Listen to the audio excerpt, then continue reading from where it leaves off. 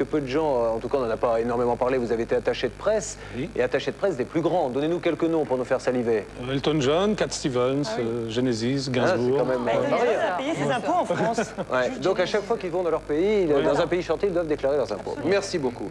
Est-ce qu'il y avait, mon petit Hervé, une question pour Philippe Laville, que j'aurais zappé peut-être tout à l'heure? Oui, une question de Chantal de Saint-Malo, qui est une des fans de la première heure. Ah bon? Alors, Philippe, vous avez chanté avec les filles, je ne sais pas, et maintenant, vous savez? Ce n'était pas une profession de foi à l'époque. Est-ce que la réponse vous convient? Ben, on ne sait pas, la téléspectatrice l'a envoyé par mail, donc elle nous en renverra un autre pour nous dire si ça... Entre-temps, oui, j'ai eu des enfants, j'ai rencontré des dames, oui, tout va bien. Ça va casser rêve de Chantal, ça. Hein. Pourquoi? Des dames. Oui, des dames. Ouais. Enfin, des jeunes si vous femmes. nous Ah, des jeunes femmes. Non, des femmes. Des femmes. Ah ouais. Si vous avez quelque chose à balancer, allez-y, nous sommes là pas pour du ça. tout. Qu'est-ce qui se passe? Jackie, Je ne me permettrai pas. il y a des dossiers. Jackie a des dossiers. Des dossiers. J'ai tous les dossiers, oui. Tout ce que tu sais. Non. Qu'est-ce qui se passe? Allez, nous allons parler de Jackie. Tiens, comme il fait le malin, c'est peut-être le bon moment de parler un petit peu de lui, si vous le voulez bien. C'est notre prochain reportage.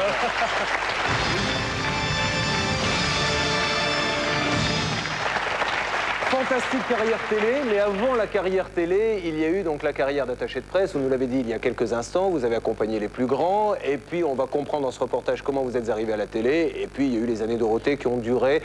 Il y a eu les enfants du rock, mais les années Dorothée ont duré combien de temps? En tout, 20 ans. 20 ans. Oui. Un jour, ça s'arrête quasiment du jour au lendemain. On va dire quasiment. Enfin, on a été prévenus quand même 2-3 mois avant. Et on va voir, oui, bah, j'espère que c'est pas pendant l'émission à l'oreillette, c'est la dernière. Julien, c'est fini. Vous verrez. Hein. Oui, on verra. Mais d'ailleurs, on me le dit. Et donc, est-ce qu'il y a une vie après Dorothée? Eh bien, nous allons le savoir grâce à ce reportage de Stéphane Martin. Jackie! Nous sommes en 1980, un nouveau type de programme pour la jeunesse voit le jour. Dorothée et 4 autres animateurs présentent tous les mercredis Récré à 2. Parmi eux, Jackie. Il y a un admirateur qui nous écrit pour nous dire qu'il trouve qu'on a beaucoup de sexe à pile. Pendant près de 20 ans, Jackie et ses acolytes vont enchaîner émissions, concerts et tournées. D'abord sur Antenne 2, puis sur TF1 avec le Club Dorothée. Mais peu à peu, les audiences vont baisser, l'émission est en perte de vitesse. Le 31 août 1997, l'inévitable se produit. Le Club Dorothée s'arrête. Pour Jackie, c'est la fin d'une époque. Il est d'une maladresse. C'était la fin de quelque chose, quoi. C'est comme la fin d'une vie, tu vois ce que je veux dire. On tournait une page, quoi. C'est-à-dire que je m'y attendais, mais c'est toujours pareil. Tu t'y attends, mais quand ça se produit, voilà, c'est là, quoi. L'arrêt définitif du Club Dorothée est un vrai coup dur pour Jackie. Pendant plus d'1 an, il va disparaître des écrans de télévision. Il ne se pose alors qu'une seule question, existe-t-il une vie après le Club Dorothée? Jacques Jakubowicz est né en 1948 à Paris, dans le 19e arrondissement. Il est issu d'une famille d'immigrants polonais qui travaillaient dans le textile. Jackie est fils unique. Dès son plus jeune âge, ses parents s'efforcent de lui enseigner son futur métier, tailleur. Mais le destin va en décider autrement. Nous sommes en 1961. Jackie part en vacances avec son meilleur copain. Le déclic, pour moi, c'était la colonie de vacances. J'avais 13 ans, j'étais dans une colonie de vacances. Et j'ai commencé à faire des sketchs avec un garçon qui s'appelait Richard Gottener, qui n'était pas connu à l'époque et moi non plus. Et ça démarrait de là. On a fait des sketchs ensemble pour les colons, quoi. Tu vois, pour les... Et voilà, c'est parti de là. Mais les sketchs ne sont qu'un début. 2 ans plus tard, Jackie va assister à un concert. Il va se découvrir une passion sans limite pour le rock. Il continue ses études, passe son baccalauréat et finit par une école de journalisme. Pendant cette période, Jackie acquiert une énorme culture musicale. Problème, il n'est pas musicien. Fasciné par ce milieu, il va tout faire pour travailler avec des stars de la musique. À partir du moment où j'ai vu les Beatles, j'ai eu la révélation. J'ai dit un jour, je serai dans le rock'n'roll, mais comme j'étais pas instrumentiste, je pouvais pas monter un groupe de rock. Comme je chantais faux, je pouvais pas chanter non plus. Il fallait que je sois dans la musique. Par chance, Jackie va faire une rencontre qui va lui mettre le pied à l'étrier. On lui propose un emploi d'attaché de presse. C'est grâce à la femme de Serge Lama, qui s'appelle Daisy Lama, et qui m'a dit, tiens Jackie, il y a peut-être une place d'attaché de presse qui se libère. Va voir mon patron, qui était Louis Nucera, que j'adorais d'ailleurs, qui est décédé il y a très peu de temps. Et je me suis fait engager comme ça. C'est que je voyais les mecs en vrai, quoi. J'étais pas groupie, mais tu vois, j'étais fan de groupes de l'époque, comme Roxy Music, Genesis. Donc j'ai connu Brian Ferry, Peter Gabriel, qui était le chanteur de Genesis, Cat Stevens, Elton John. Et puis j'étais avec eux, quoi, tout le temps, jour et nuit, tu vois, jour et nuit. Pendant 6 ans, Jackie va côtoyer les plus grands artistes et même devenir attaché de presse de Serge Gainsbourg. Nous sommes en 1979, Jackie est encore inconnu du grand public. Une nouvelle rencontre va lui offrir la possibilité de faire ses premières apparitions télévisées. Je suis venu à bosser avec Antoine Decaune, c'est que lui a lancé Chorus en 1978. Il m'a dit, Jackie, viens faire le crétin à côté de moi, tu dis rien, tu fais des grimaces, tu mets les doigts dans le nez, dans l'oreille. C'est ce que j'ai fait. J'ai commencé le samedi matin à faire mes présentations dans Chorus. S'il y avait Ariane Dragon Ball, mais t'as oublié les mini-pouces. Ariane, qui a été sa complice pendant 15 ans, se souvient des débuts télévisés de Jackie. Ah oui, non, mais il était limite camisole. C'est clair. Et j'avais vraiment l'impression que cet énergumène était un... Déjà, on ne savait pas s'il parlait. Parce que même pas des borborigmes, on l'entendait... Il disait rien, en fait. Il était juste... Oui, enfin, c'était un truc qui faisait des grimaces, quoi. Sa carrière d'animateur va prendre un tournant inattendu, toujours grâce à la famille Decaune. Jackie va intégrer la grande équipe des animateurs de Récréa 2. On va s'amuser. On va bien manger. La mère d'Antoine Decaune, qui s'appelle Jacqueline Joubert, était directrice de l'unité jeunesse d'Antenne 2. Donc elle regardait les émissions de son fiston. Elle m'a trouvé drôle. Elle m'a appelé. Elle m'a dit Jackie, Dorothée part en tournage. Elle m'a dit est-ce que vous voulez remplacer Dorothée pour un mercredi? Ce que j'ai fait, j'avais un trac monstrueux parce que bon, là je prenais la parole et en plus en direct, donc il n'y avait pas de... C'était sans filet, tu vois. Nous sommes en 1980. À cette époque, Jackie est toujours attaché de presse et il anime 2 émissions de télévision hebdomadaires. Pour lui, aucun problème, mais la maison de disques va lui imposer un choix, attaché de presse ou animateur. Mon directeur général m'a vu avec Antoine Decaune faire le crétin. Et ensuite, il m'a vu un mercredi après-midi en direct, déguisé en Tarzan avec Dorothée. Il m'a convoqué le lendemain. Le jeudi, il m'a dit écoutez, Jackie, vous êtes gentil, mais on ne pouvait pas continuer, quoi. À partir de maintenant, Jackie va devenir animateur à part entière, mais il va s'efforcer de ne pas s'enfermer dans les programmes de jeunesse. En plus de Récréa 2, il va démarrer à la demande de la chaîne 2 nouvelles émissions musicales, Platine 45 et Les Enfants du Rock. 3 émissions différentes pour 3 publics différents, une situation dont Jackie s'accommode parfaitement. Platine 45. Là, c'était du divertissement. Je ne changeais pas de personnage. Il se trouvait que mon personnage plaisait aux enfants, aux adolescents et aux adultes.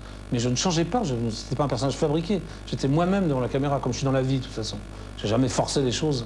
Tu vois ce que je veux dire? Par contre, je suis incapable de présenter à 20 heures. Parce que je ne suis pas crédible.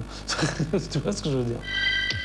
Jackie continue ses 3 émissions pendant 6 ans, mais en 1987, Dorothée est appelée sur TF1 pour un nouveau programme, le Club Dorothée.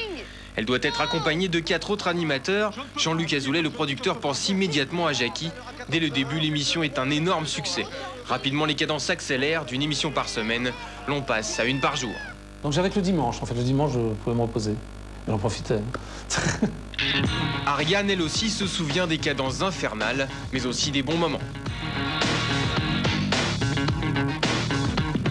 On bossait tous les jours et sans horaire, tu vois, et parfois même le week-end. Donc si tu veux, on se levait et on y allait, et on revenait. On n'avait pas de vie réellement privée les uns pour les autres. On savait tout sur nous, en gros. C'est vrai. Ça, c'est génial. Pendant 10 ans, l'équipe du Club Dorothée va occuper les après-midi des enfants, mais peu à peu, les audiences de l'émission vont baisser. Et en mars 1997, la chaîne prend la décision d'arrêter l'émission à la fin de la saison. Jackie et Ariane se souviennent encore de la dernière. Affligeant. C'était très spécial, quoi. Il y avait sur le plateau, il y avait une espèce de... Il y avait un mélange de joie, enfin de joie, de tristesse, de joie. C'était très bizarre, quoi. C'était de tristesse parce que ça s'arrêtait, puis c'était la fin d'une aventure. Et de joie, pas parce que ça s'arrêtait, c'est parce que c'était la dernière fois qu'on se retrouvait ensemble, donc il y avait une espèce de joie comme ça entre nous. Et c'est vrai que quand tu t'arrêtes, tu t'arrêtes. Donc si tu veux, soit tu te poses, soit tu te sens désœuvré. C'était la fin de quelque chose, quoi. C'est comme la fin d'une vie, tu vois ce que je veux dire. Du jour au lendemain, c'est le chômage. Une inactivité à laquelle il n'est pas préparé. Tu t'angoisses très vite parce qu'il ne se passe plus rien. Je n'ai rien fait pendant... Là, j'étais vraiment open, comme on dit. Il y a une autre chose à laquelle Jackie n'était pas préparé. Rechercher un emploi. J'étais étonné, quoi, de voir ça. Je pensais même pas que ça existait, moi, la NPE. J'avais jamais été, quoi. Mais là, j'ai compris que, bon, il y a des mecs qui sont vraiment au chômage, quoi. Donc, fallait pas rigoler avec ça, quand même. Avant, j'étais sur mon petit nuage d'animateur vedette, on va dire, entre guillemets. Pendant des mois, Jackie va attendre un poste d'animateur en vain. Au moment où il n'y croit plus, une seule personne va lui faire une proposition, Michel Field.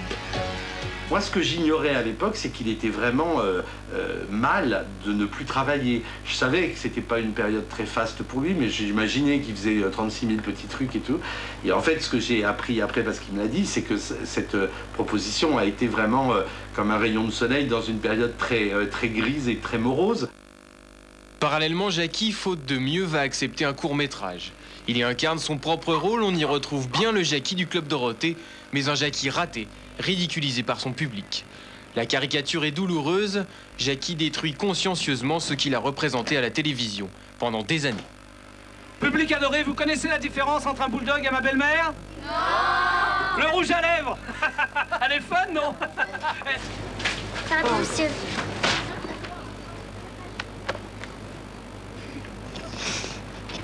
Bon anniversaire, monsieur Jackie.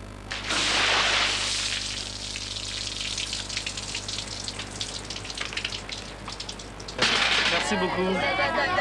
Dorothée, tu l'as niqué? Tu dois lifter. Et quand tu déménages, rentre chez ta mère. Ouais. Rentre chez toi, vieillard. Contre toute attente, le court-métrage est un succès. Plusieurs chaînes s'emparent du document. Jackie va être à nouveau invité sur les plateaux de télévision. Aucun doute, il est en train de redevenir à la mode. Je suis Jean-Paul Yoda, le directeur du supermarché. Sur le tournage du court-métrage, Jackie va rencontrer Étienne de Balazy. Avec lui, il va réaliser ce qu'il voulait depuis longtemps, créer sa propre boîte de production. Donc oui, je crois que ça lui a plu, ça lui plaît beaucoup. Et puis moi, ça me sert, parce qu'on a une association assez vraiment binôme, parce que lui a quand même très bien connu la télévision en interne, donc il est de très bons conseils sur la façon dont aborder les choses, aborder les gens. En même temps, je crois qu'il découvre ce que c'est que la production, ce qu'il ne connaissait pas forcément. Au sein de sa petite structure, Jackie multiplie les projets aussi bien pour les chaînes hertziennes que pour les chaînes câblées ou satellites. L'une de ses premières productions est une série de documentaires avec Julie Andrieux sur le thème des cuisines du monde.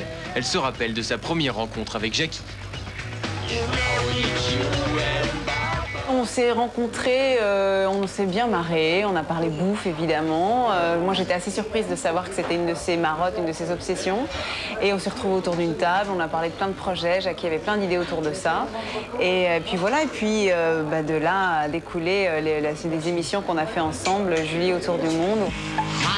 Jackie n'est finalement pas tombé dans l'oubli, il a su se reconvertir, il semble même que ses déboires n'aient pas entamé son sens de l'humour et de la dérision. Là, on est en 2003, ça recommence un peu à rigoler pour moi. Donc, les personnes que je n'arrivais pas à joindre, justement, à la fin du Club Dorothée en 97-98, m'appellent. Il y a certains que je prends, et pour certains, je suis tout le temps en réunion. Jackie par Stéphane Martin. Il est fantastique, hein, le court-métrage. Hein. Merci. Mais on peut le voir où, aujourd'hui? Il existe sur un support? Non, aujourd'hui, non. Il est passé sur Canal+ très souvent. En première partie du film de Dupontel, le créateur, mais là, non. Il est vraiment bien. Vraiment bien. Merci. Et ça a été une décision douloureuse d'accepter de vous auto-parodier, quelque part de détruire ce que vous aviez été? Oui, je l'ai fait parce que le metteur en scène et le scénariste, c'est un ami à moi, quoi. Ouais, donc vous avez en pleine confiance. Ouais. Quand votre ami qui a travaillé avec vous nous dit que vous étiez dans une camisole quand vous avez démarré aux Enfants du Rock, on n'entendait jamais un son, on ne savait même pas si vous étiez capable de parler, vous ne faisiez que des grimaces, c'est vrai? Vous avez ressenti ça comme ça? Oui, bah, j'étais le premier présentateur muet de la télévision française. Antoine Decaune était face caméra. Mais quel plaisir trouviez-vous, vous, à part vous dire que vous passiez à la télévision? Juste celui-là, parce que je démarrais à la télévision, c'est la première fois que je voyais une caméra devant moi, quoi. Alors, à part le plaisir de passer à la télé, c'était juste ça. À l'époque de Chorus, après ça a changé. Les déguisements, les années Dorothée, évidemment que ça a été formidable pour vous, hein, ça a fait votre gloire. Mais est-ce que, à un moment donné, vous ne vous êtes pas dit, je pourrais faire autre chose quand même que me déguiser, faire des grimaces? J'ai toujours fait autre chose. J'ai travaillé 20 ans avec Dorothée, mais j'ai toujours eu mon émission à moi, quoi. J'ai eu Platine 45 à l'époque de Récréa 2 et le Jackie Show à l'époque du Club Dorothée. Donc j'avais ma soupape. Aucun regret de qu'on ne vous ait pas proposé autre chose? Non. Derrière? C'est pas venu, quoi. C'est pas venu.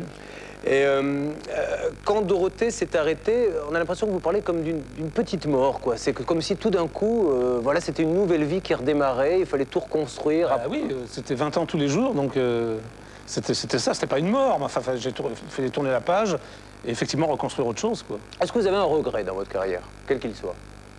Dans ma carrière télévisuelle? Oui. Lequel? J'aurais peut-être dû aller sur Canal+ en 84, ce que je n'ai pas fait. Ils vous l'ont proposé? Oui. C'est pour faire quoi? C'était pour présenter l'émission de musicale, mais à l'époque j'avais platine 45 sur la 2 qui marchait bien. D'accord. Voilà. Alors, vous dites, j'étais comme ça dans la vie quand vous parlez de platine 45, où vous faisiez des tas de gestes, des tas de grimaces et tout, et vous dites, mais moi je n'improvisais pas un rôle, j'étais comme ça. Mais enfin, moi je vous vois là, vous n'êtes pas comme ça dans la vie quand même, vous n'êtes pas tous les jours. Ah non, je suis pas en train de faire des grimaces. Ouais, d'accord. Des fois, il fait le fameux truc comme ça, là. Ah oui, je peux le faire. Des fois, comme ça. Là, souvent, voilà. Oui, bonjour, c'est Jackie. D'ailleurs, moi j'étais particulièrement intimidé parce que par rapport à ce qu'il disait tout à l'heure, la petite mort, c'est moi je fais partie de cette génération où le Club Dorothée, ça représentait quelque chose d'énorme. Moi j'avais 7 ou 8 ans. Et quand je suis arrivé au Rabbi Jackie Show, j'ai voir Jackie et c'était comme un dieu. J'ai fait, vous imaginez pas, je suis totalement intimidé, vous avez bercé toute mon enfance, quoi. Et j'étais là en train de le regarder comme si j'avais Dieu en face de moi, quoi. Quel regard portez-vous sur la télévision pour les jeunes aujourd'hui? Parce qu'entre les programmes que vous proposiez avec Dorothée à l'époque et ce qu'on voit maintenant, ces monstres, qu'est-ce que vous en pensez, vous? C'est autre chose. Je crois que c'est nos générations. Nous, on n'avait pas Internet, on n'avait pas les ordinateurs, c'est autre chose, quoi. Ouais. C'est maintenant les 7-8 ans, c'est ce qu'ils aiment, je pense. Ça correspond à leur goût. Vous revoyez Dorothée? Oui. Elle va bien? Elle va très bien. On l'embrasse. Jackie, qu'on applaudit très fort.